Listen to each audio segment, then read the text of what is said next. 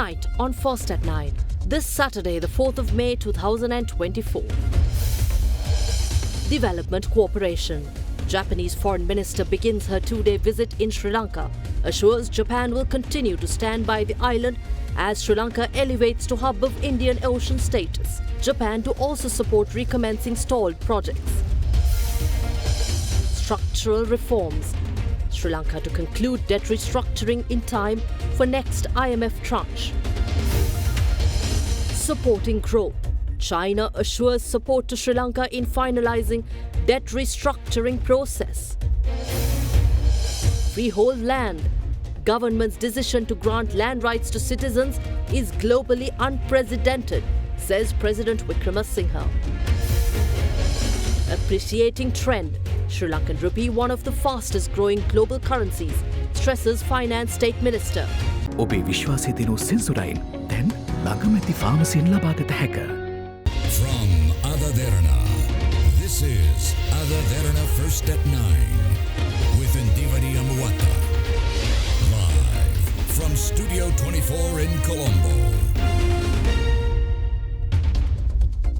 A very warm welcome. You're joining us on Other Derana First at 9, and we have the very latest internationally and developments here at home for you tonight as well. Taking you to your top story tonight.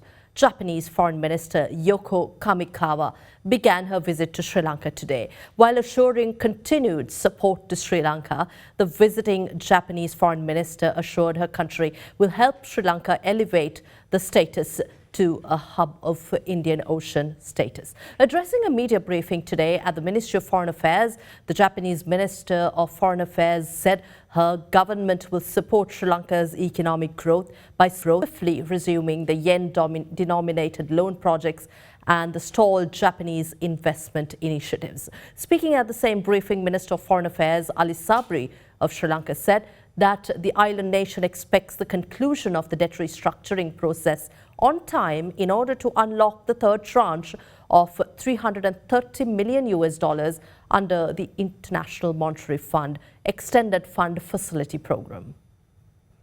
A 21-member delegation, including Japanese Minister of Foreign Affairs Yoko Kamikawa, arrived in Sri Lanka this morning for a 2-day official visit. The Japanese Foreign Minister was welcomed at the airport premises by Sri Lanka's State Minister of Foreign Affairs Tharaka Balasurya.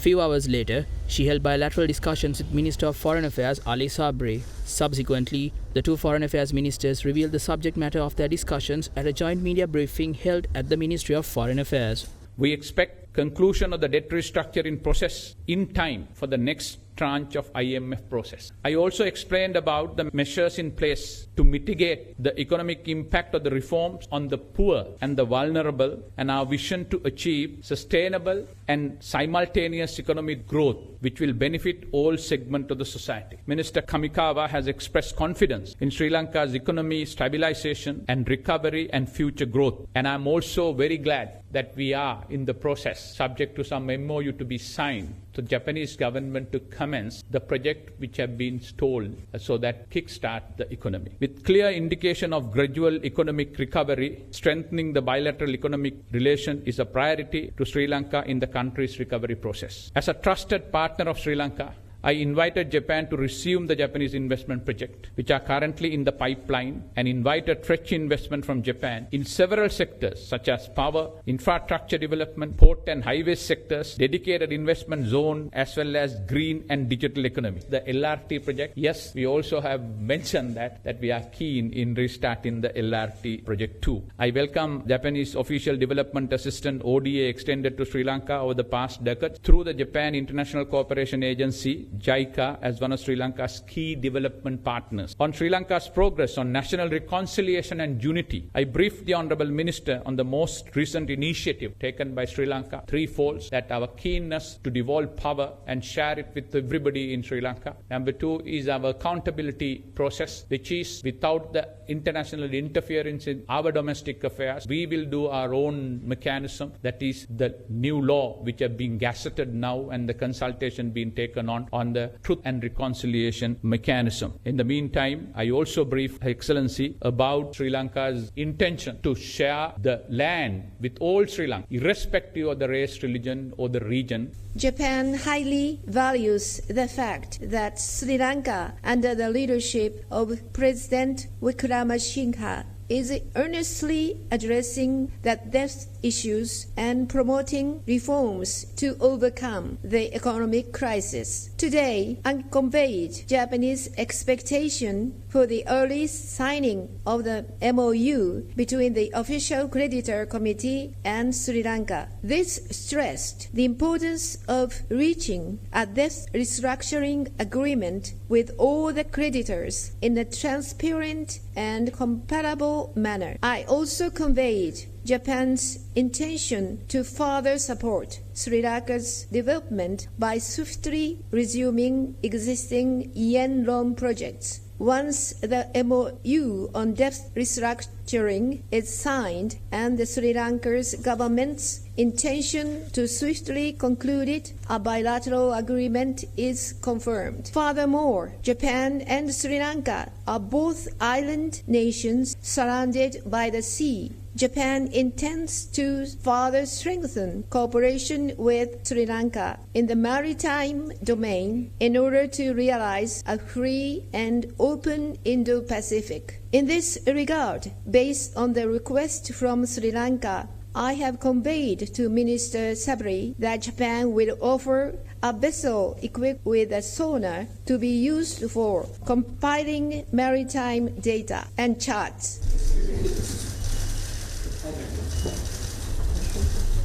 Meanwhile, the visiting Japanese foreign minister also called on President Ranil Wickramasinghe. During the discussion, she appreciated the efforts taken by the government to overcome the economic crisis as well as pursuing an ambitious economic reform agenda.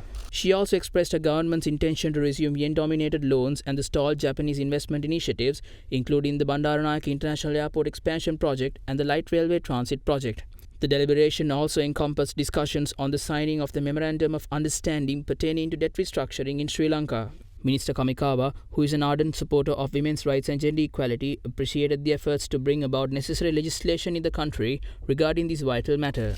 In another meeting, Japanese Foreign Minister Yoko Kamikawa called on Prime Minister Dinesh Gunawardena and held discussions on the ongoing debt restructuring process with the International Monetary Fund and the Official Creditor Committee. The Prime Minister also briefed the Japanese Foreign Minister on the implementation of the Aswasuma program to assist and uplift low-income and vulnerable segments of society. In the meantime, the Japanese Minister of Foreign Affairs Yoko Kamikawa also called on opposition leader Sajith Premadasa. During discussions, Premadasa briefed the Japanese Foreign Minister on how the Samagi Jana Balawegaya would develop the country's economy. ජීවිතේ හැම තැනකදීම smart වෙන්න පොලිය විතරක් ගෙවාගෙන යන්න CDB Smart Draft. Meanwhile, China assured its fullest support and cooperation to Sri Lanka in efforts to conclude the debt restructuring process. This assurance was given during a meeting between State Minister for Finance Shehan Semasinghe and Chinese Vice Minister of Finance Liao Min on the sidelines of the Asian Development Bank annual meetings ongoing in Georgia.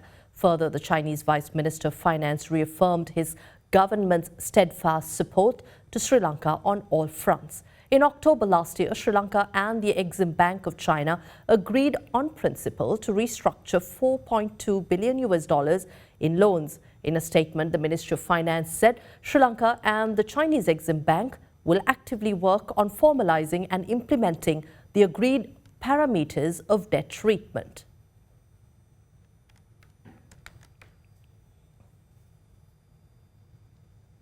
President Ranil Wickramasinghe hailed the government's recent initiative to provide freehold land rights as a pivotal move aimed at elevating the livelihoods of low-income families in the country.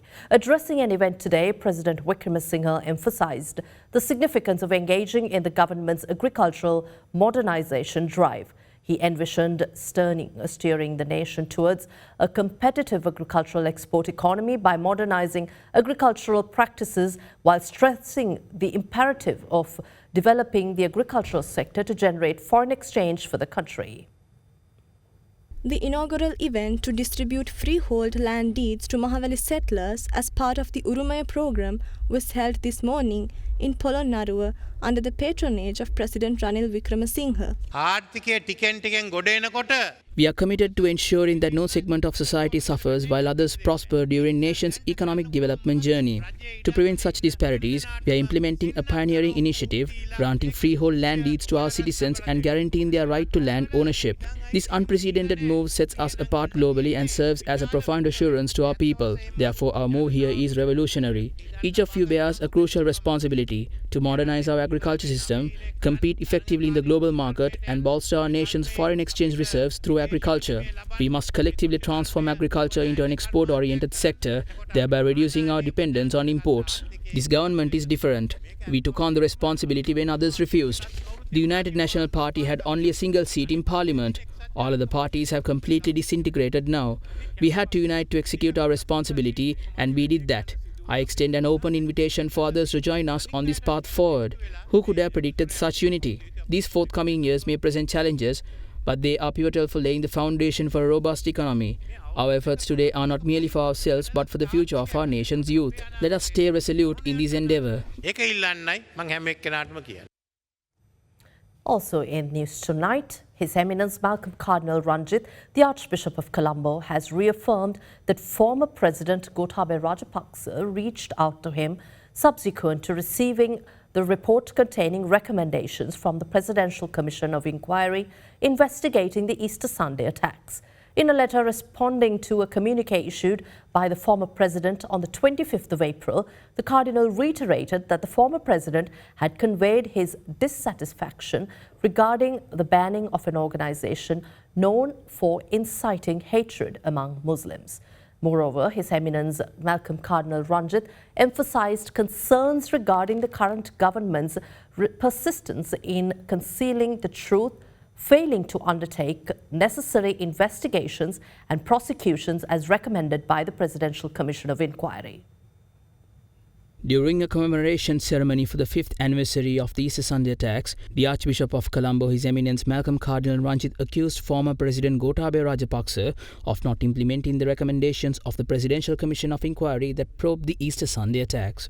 ජනාධිපති ධූරයට පත් වූ ගෝඨාභය රාජපක්ෂ මහතා ජනාධිපති commission සභා වාර්තාවේ පිළිගත් දිනට පසු දිනම දුරකථනයෙන් මා අමතමින් වාර්තාවේ ඉදිරිපත් කර ඇති නිර්දේශ තමන්ට ක්‍රියාත්මක කරන්නට නොහැකි බවත් සඳහන් කළ අයුරු මට මතක් වේ. In a letter made public, former President Gotabaya Rajapaksa has refuted claims of any phone conversation with the Cardinal following his perusal of the Presidential Commission of Inquiry report. Additionally, he denies conveying any message suggesting the impracticality of implementing the Commission's recommendations due to potential ramifications such as arrests of individuals or bans on organizations affiliated with him. In response to former President Gotabaya Rajapaksa's denial of a phone call following his receipt of the Presidential Commission of Inquiry report, His Eminence Malcolm Cardinal Ranjit has categorically refuted these claims in a letter. The Cardinal emphasized that the former president's statement is entirely false, citing confirmation of the Reverend Father who served as the private secretary to the Cardinal during the alleged phone call. Further, the Cardinal stated that during that phone call, former President Gotabaya Rajapaksa expressed his displeasure with the banning of an organization that incited hatred among Muslims, as suggested by the report of the Presidential Commission. Archbishop of Colombo, His Eminence Malcolm Cardinal Ranjit, added that they understand that President Rajapaksa was closely involved with that organization because he later appointed the secretary of that organization as the chairman of the Presidential Task Force on One Country, One Law. Further, the Cardinal denied the allegations made by the former president, claiming that the Cardinal continues to relentlessly attack and criticize him over the Easter Sunday attack instead of criticizing the terrorists who carried out the attack and the different parties who chose not to intervene. The Cardinal also questioned the former president as to why he did not act during his tenure to implement the recommendations made by the Commission against former President Maithripala Sirisena and the police executives who failed to prevent the attack. The Cardinal stated that the incumbent government is also continuing the practice of concealing the truth without carrying out the required investigations and prosecutions recommended by the Presidential Commission. Reporters Without Borders unveiled its annual World Press Freedom Index, revealing a concerning plunge of Sri Lanka's ranking to 150th place. This marks a significant decline from Sri Lanka's previous year's position on the index at 135th position. The World Press Freedom Index, which evaluates 180 countries based on the freedom of journalists to work and report independently, highlighted a worrying trend not just for Sri Lanka, but for the entire Asia-Pacific region. The region, known as one of the most challenging for journalism, 5 countries, including Myanmar, China, North Korea, Vietnam and Afghanistan, emerged as some of the most perilous places for media personnel. Notably, none of the countries in the region managed to secure a position in the index's top 15. India, another major player in the region, also witnessed a decline in its press freedom ranking, dropping to 159th place in the 2024 index from 161st place last year. Pakistan fared slightly better, securing the 152nd position, but behind Sri Lanka's 150th position.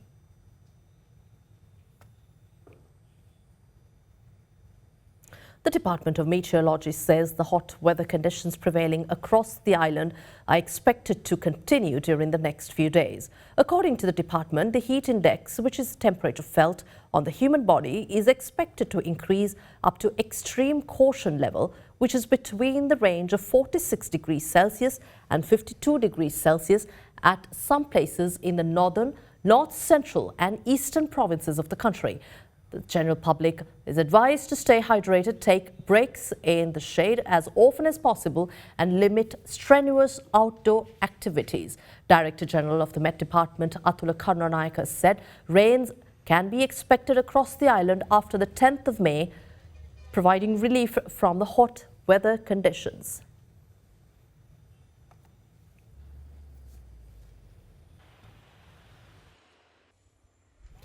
Also in news tonight, this afternoon in Mulligoda Wadua, during an escalated confrontation, police opened fire at an individual disregarding police orders, causing severe injuries that necessitated hospitalization.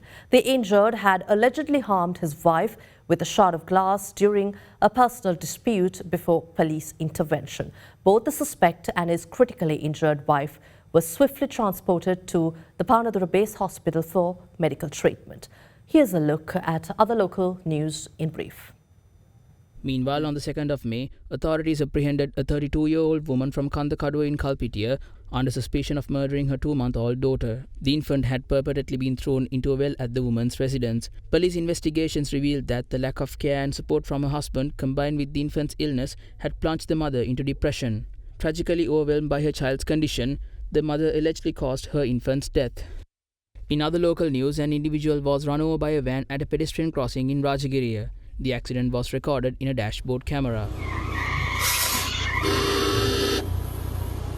In Muthuhettugoda, meanwhile, an individual who had a stash of crystal methamphetamine in possession and a member of the Sri Lanka Army were taken into police custody. The 27-year-old individual was identified as Kavindu Tiwanka alias Kalaniya Kavi.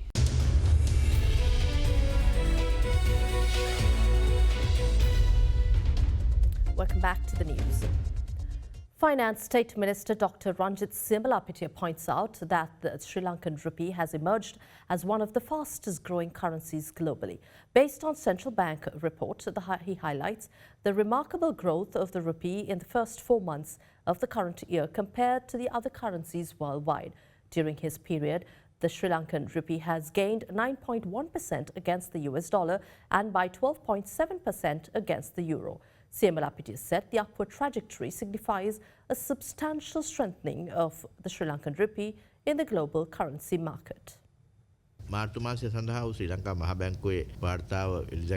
During the first 4 months of this year, the Sri Lankan rupee appreciated by 9.1% against the US dollar.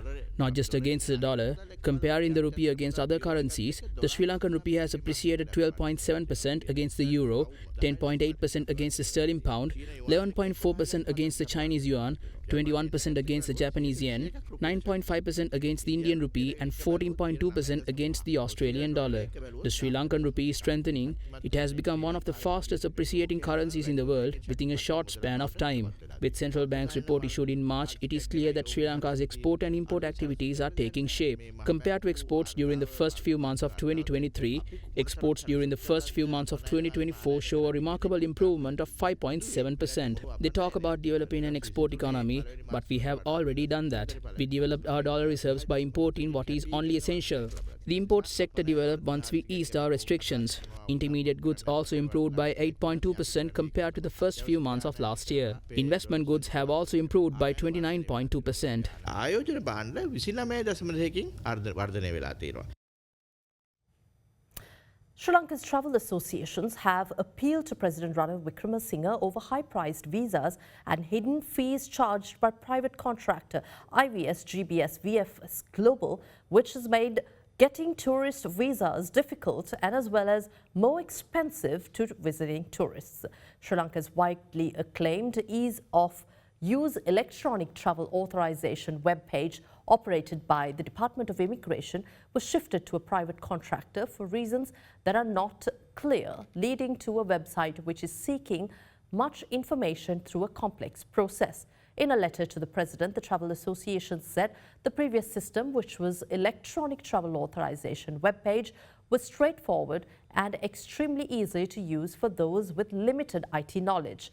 They state that the current system is complex. The travel associations urged the President to intervene and restore a competitive and user-friendly visa process through a government-operated website similar to the previous ETA system to enable a tourist to obtain the necessary 30-day single-entry visa with ease.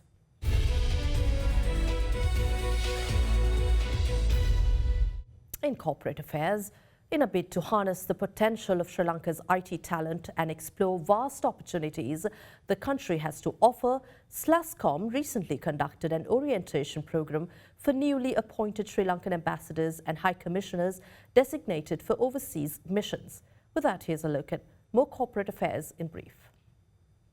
An orientation program was recently conducted by SLASCOM for newly appointed Sri Lankan ambassadors and high commissioners designated for overseas missions. The session, which was organized by the Minister of Foreign Affairs, was aimed to equip diplomats with insights into country's tech prowess and potential to attract foreign investments while facilitating market access for local companies.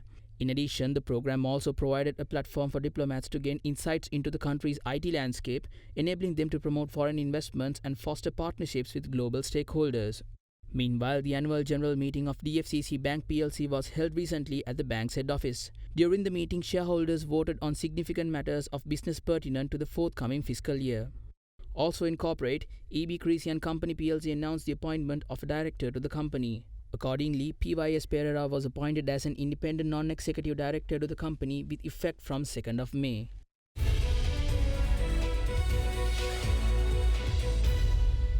And that's all from us here tonight. I'm Indivariya Muatta. Have a pleasant evening. Good night.